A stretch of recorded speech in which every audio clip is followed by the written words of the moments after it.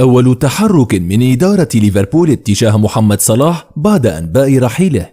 ولكن قبل أن نبدأ الفيديو لا تنسوا أن تشاركونا برأيكم في التعليقات. هل صلاح كان يقصد من كلامه الرحيل أو أبو تريكة محق في الموضوع وأخذ أكبر من حجمه؟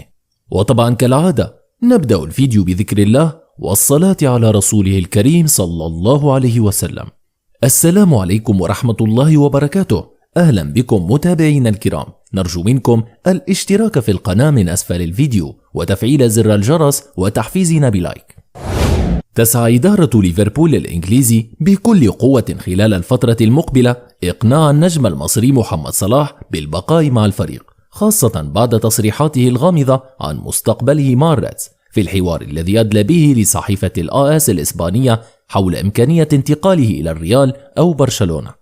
ووفقا لصحيفة ديلي ميل الإنجليزية فإن إدارة ليفربول تخطط لإقناع النجم المصري محمد صلاح بالبقاء مع الفريق من خلال تقديم عرض جديد لرفع راتبه الأسبوعي، حيث يحصل حاليا على 200,000 استرليني أسبوعيا.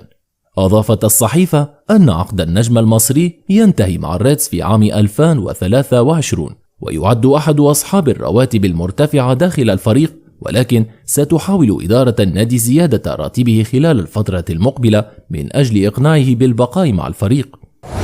واعترف محمد صلاح خلال حواره مع الصحيفة الإسبانية بخيبة أمله لعدم تعيينه كابتن فريق في مباراة دوري أبطال أوروبا ضد فريق ميتلاند الدنماركي. وردا على سؤال حول إمكانية الانضمام للريال أو برشلونة في المستقبل، قال اللاعب البالغ من العمر 28 عاما: أعتقد أن مدريد أو برشلونة فريقان كبيران، لا أحد يعرف ماذا سيحدث في المستقبل، لكني الآن أركز على الفوز بالدوري الإنجليزي ودوري أبطال أوروبا مع ليفربول مرة أخرى. ويتصدر محمد صلاح جدول ترتيب هداف الدوري الإنجليزي الممتاز برصيد 13 هدفا، كما استطاع أن يحافظ للعام الرابع على التوالي على صدارته لهداف الريدز في كل البطولات، متفوقا على زميله ساديو ماني وفيرمينيو.